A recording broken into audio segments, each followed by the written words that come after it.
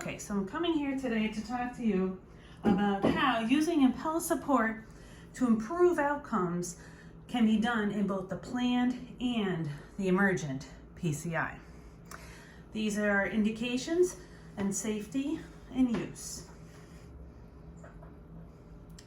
Protected PCI, done during banking hours. The objective is to improve the quality of life for the patient. Well, who are our patients? We've done a cath on the patient. We see that they have some multivessel disease. Maybe it's left main, maybe it's unprotected, maybe it's the last conduit. Everything else is shot. Maybe that LAD's feeding the circ in the right. Surgery isn't interested. They have heart failure, they're diabetic. We've all seen these patients, we know who they are. And the EF might not be terrible, but it's also not perfect. And that's an important factor. Because when we do a protected PCI and we fix everything, we improve that patient's life. So these patients that are living with poor EF, readmission, can't get to the kitchen, now they're able to have less CHF events and an improved EF, which leads to a better life for them. Now, what about those kidneys, right? We're gonna revascularize everything. What about all that dye? Well, when we use an Impella, it increases the cardiac output, thereby increasing kidney perfusion.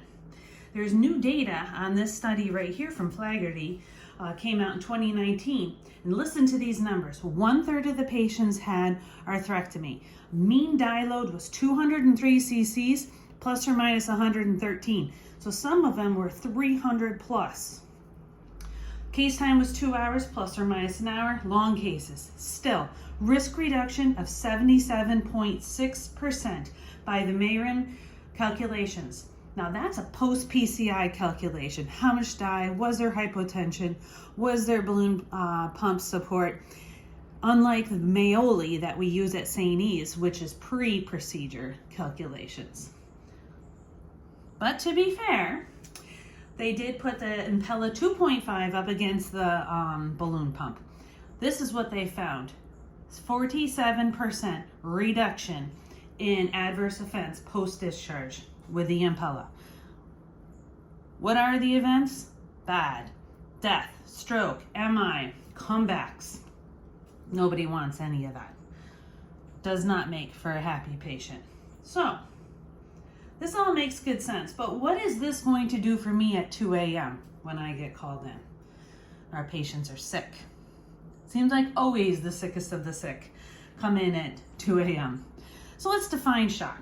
Shock is when our BP is less than 90, or we need inotropes or pressors to bring it above 90. The patient's cool, they're clammy, they're purplish grayish, maybe they have an altered mental status. This means we are not getting good perfusion back to the heart nor to the body, and then it just winds on down. We've seen it. So what do? First thing we do is we gotta fix that blood pressure, okay? We gotta get that looking better so everybody else feels better, right? We're gonna add some drugs. Look what happens when we add those drugs. We're not helping. We're making it harder for that heart to work, because think of what your pressors do. They clamp down that peripheral vascular bed, okay? Make it harder for the heart to pump out against. Then we add inotropes. So think about your Dobutines and your Millerone. They are making the heart work harder, pump harder. So we're saying, hey heart, we know you're sick and hurting, but listen, I'm gonna make you work harder and give you more resistance to work against. That's why the mortality is what it is. Okay, so what can we do instead to increase that cardiac output? Because cardiac output is stroke volume, which is contractibility versus heart rate. Okay, we don't want to increase the heart rate if we don't have to. We know the heart's already struggling. Layer on the cardiac index, because cardiac output is 4 to 7 liters per minute.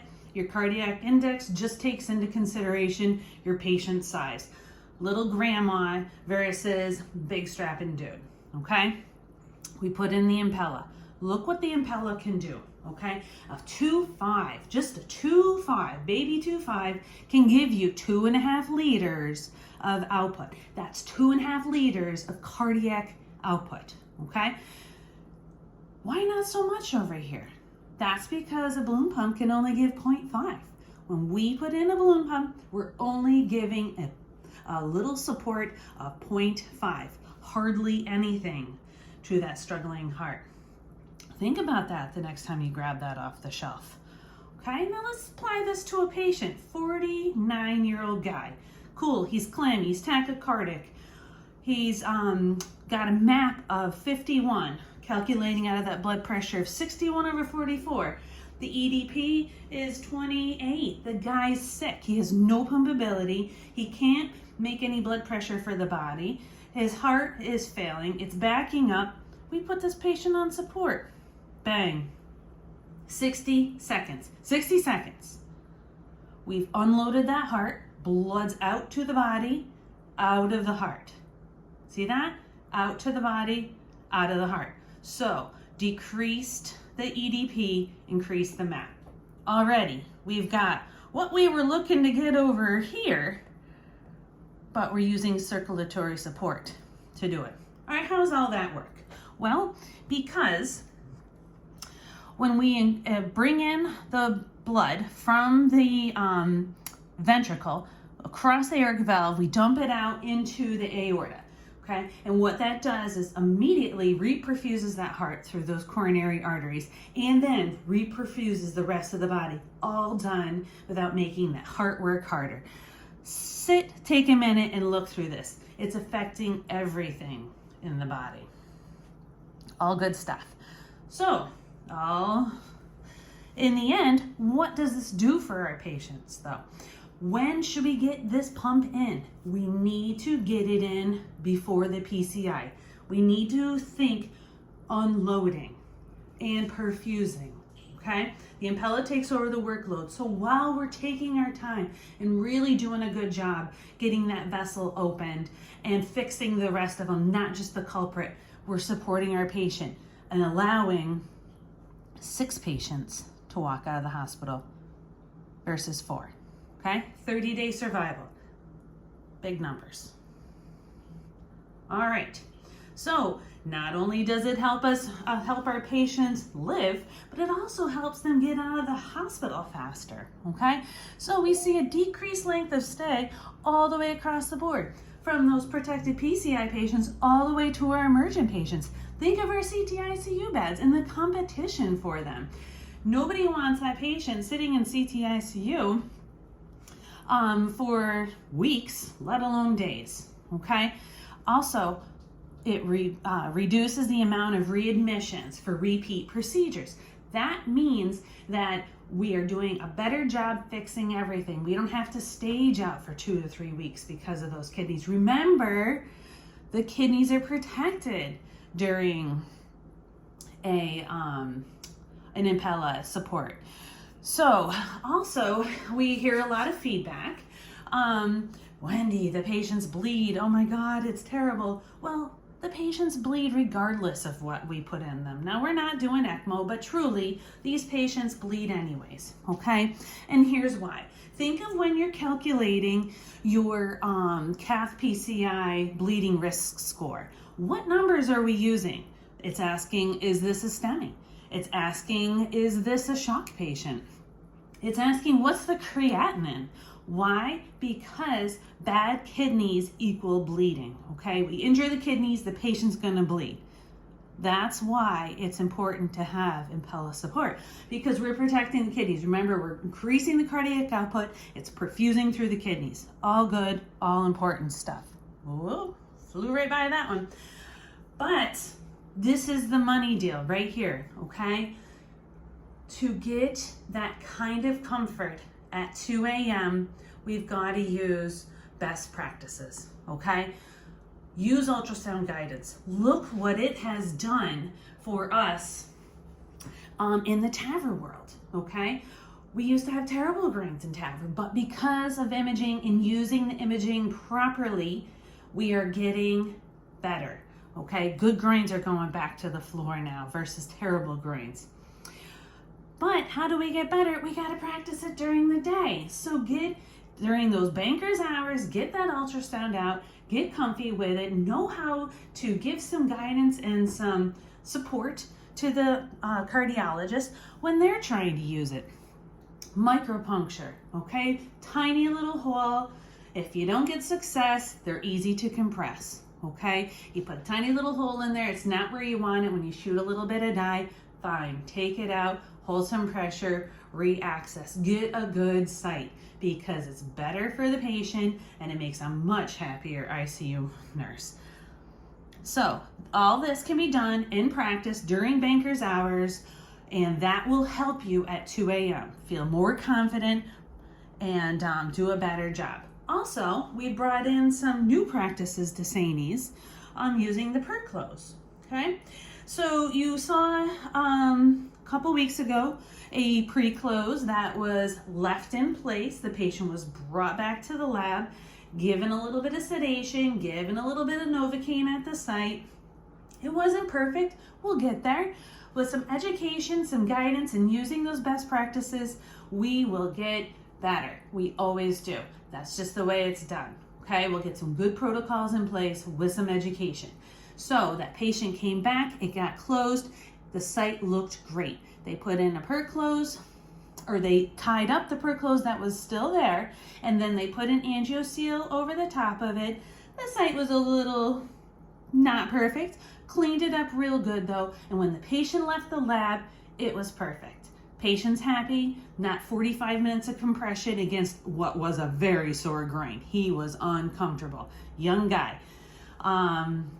You know how those young guys are when you start pushing against the pain. They pain vagal, and it's not good. So it was really good for him to get that procedure done, okay?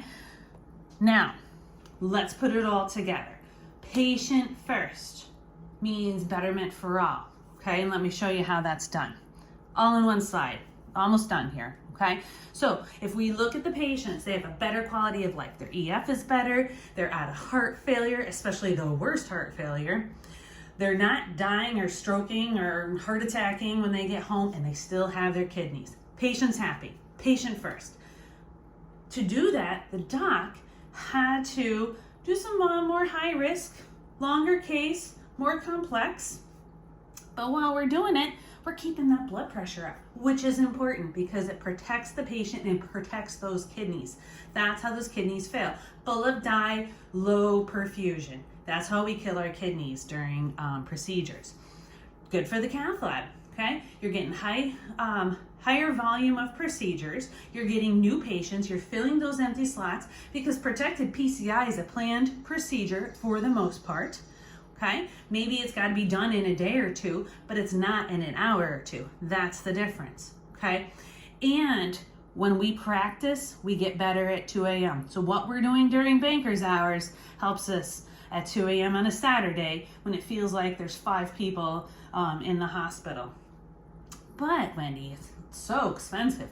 Not really, okay? So when we put in these Impellas to support our patients, we reduce their readmission. We have all heard enough about high-risk readmission, and CHF is one of them. Remember, we're getting rid of it for the most part, okay?